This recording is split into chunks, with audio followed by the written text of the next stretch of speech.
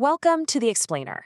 Today, we're launching into a fascinating and honestly super urgent medical investigation about a crisis unfolding right now on the high seas. We're looking at the MV Hondius. It's an expedition cruise ship that departed for the remote, icy beauty of Antarctica, but instead, it's become the center of a complex, multi-country public health emergency. We're going to map out exactly how a microscopic pathogen turned a luxury voyage into a deadly quarantine. And more importantly, we'll see what this reveals about the shifting boundaries between human travel, climate, and the natural world. Let's get into it. At the moment, there is no sign that we are seeing the start of a larger outbreak, but we might see more cases in the coming weeks. This isn't just some hypothetical scenario, guys. This is a direct quote from the World Health Organization Director General Tedros Adhanom Ghebreyesus, issuing a really sobering warning to the global community. Right now, international health agencies are scrambling. They're enforcing a strict 42-day quarantine and monitoring period for high-risk contacts scattered across several different countries. They are literally watching the clock, waiting to see if this invisible stowaway has already slipped past the ship's gangway. How did a dream cruise to Antarctica become ground zero for a deadly rodent virus? Okay, let's dive into this because this is the central mystery we need to unravel today. Usually you associate hantavirus with, sweeping out a dusty old shed in the woods, not sailing on a modern Dutch-flagged vessel traversing the South Atlantic. To understand how this remote expedition resulted in international medical evacuations, we're talking military hospitals and intensive care units in Paris and South Africa, we need to trace the pathogen's exact path. Let's look at the escalation on the MV Hondius. Just look at how rapidly this whole thing escalated. On April 1st, the ship departs Ushuaia, Argentina.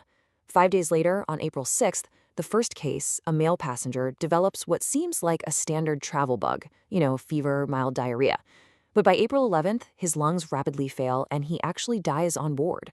Then, 2 weeks later, on April 24th, his close contact, case 2, is taken ashore at St. Helena, and she deteriorates so quickly she dies upon arrival in South Africa. By May 2nd, the WHO is notified of a full-blown cluster, and a third passenger, a German woman, has passed away. The speed of deterioration here, it's absolutely terrifying. 45 days. And this number right here is exactly why the passengers and crew are currently living in a state of suspended animation. 45 days is the active symptom monitoring period mandated for the 147 passengers and crew members now in isolation. See, hantavirus has this agonizingly long, totally unpredictable incubation period. Symptoms usually appear in 2 to 4 weeks, sure, but they can sometimes wait up to 8 weeks after initial exposure to show up. So for the folks who are on that ship, every minor cough, every slight fever for the next month and a half is going to be a cause for major, severe alarm. Now, to truly grasp what we're dealing with, we have to look at major historical outbreaks.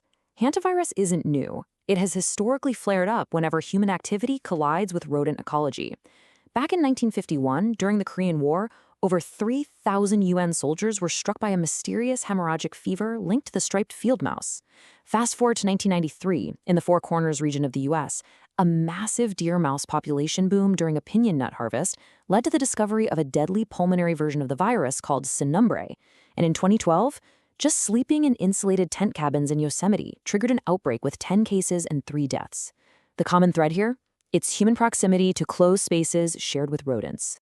To truly understand the specific threat on the Hondius, we've got to distinguish between the two different faces of the disease, Old World versus New World hantavirus.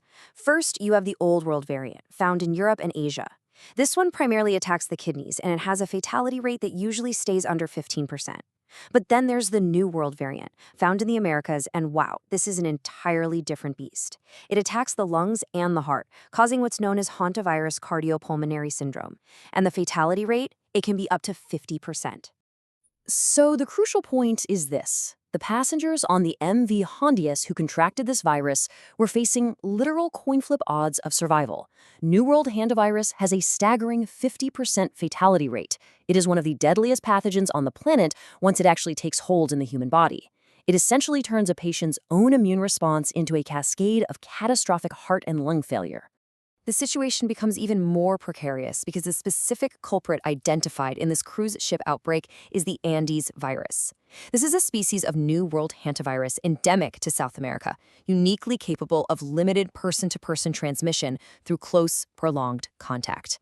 Out of all the dozens of hantaviruses in the world, the Andes virus is the only one proven to spread directly from person to person, meaning you don't need to inhale dust from a mouse nest to catch this one. You just need close, prolonged contact with someone who is already infected. And we know this for a fact because of the 1996 Argentina precedent.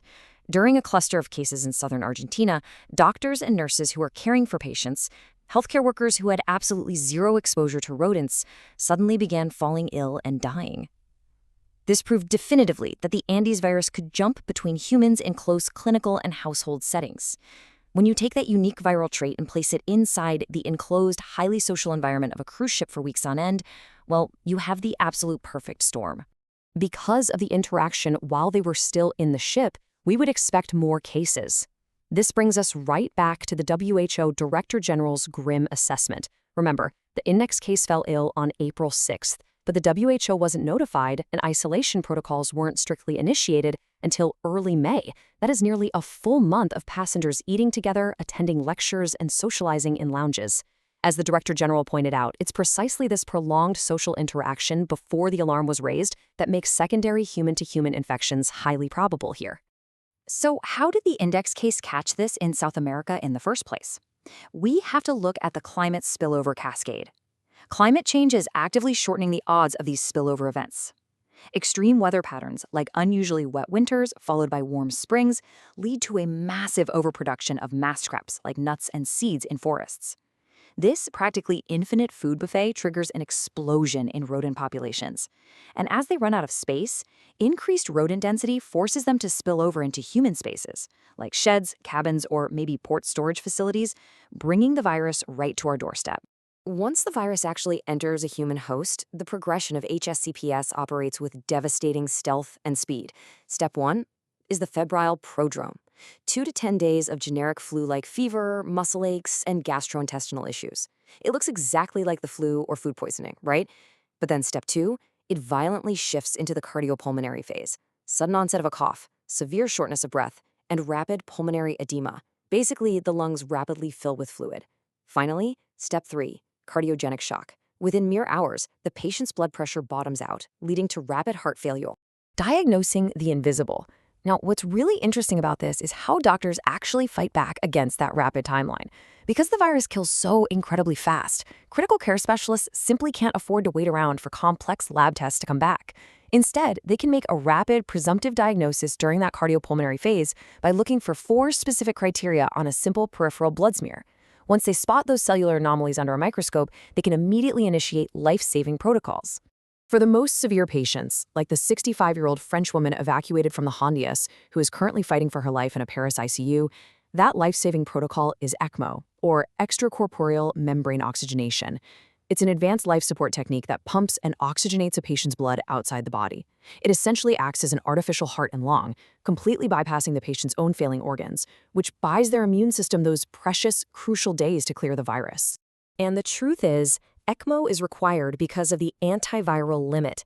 Our pharmaceutical arsenal is actually shockingly bare when it comes to this specific disease. While the drug ribavirin works for the kidney-focused Old World hantavirus, it is not effective for the rapidly progressing New World cardiopulmonary syndrome. There are no approved vaccines, no miracle antiviral cures. Early detection and mechanical life support are truly the only defenses we've got. Because treatment is so incredibly difficult, prevention is absolutely everything. Let's look at some actionable prevention guidelines, bringing this explainer right to your own backyard. If you're opening up a closed cabin, a garden shed, or an RV after the winter, you've got to assume rodents have been in there. First, block openings that might let rodents inside. Second, wear rubber gloves and a true HEPA mask when cleaning. You want to spray any droppings with a mix of 1 part bleach to 9 parts water. Let that mixture soak for a full 10 minutes to kill the virus, and then carefully wipe up the wet droppings with paper towels or wet mop. And this brilliantly illustrates the golden rule of hantavirus prevention. Never ever sweep or vacuum rodent droppings. Doing so releases the deadly viral particles directly into the air you breathe. The virus lives in the urine and feces. If you use a broom or a standard vacuum cleaner, you're just aerosolizing those dried particles, launching billions of invisible, deadly viral fragments right into your breathing zone. Wet cleaning isn't just a suggestion, guys, it is a mandatory survival tactic. As global travel expands and climate change shifts rodent habitats, how will we adapt our vigilance against these microscopic stowaways? The crisis aboard the MV Hondius is a really harsh wake-up call. Think about it. We live in an era where an individual can hike through a rodent-dense forest in South America on a Monday and be mingling in the crowded, enclosed dining room of a luxury Antarctic cruise ship by Wednesday. As climate change continues to fuel these rodent population booms, and as human travel pushes further into pristine environments, the spillover of these highly lethal pathogens is practically inevitable. So the question we have to leave you with today is, are our global health networks and our own personal vigilance truly prepared to face them?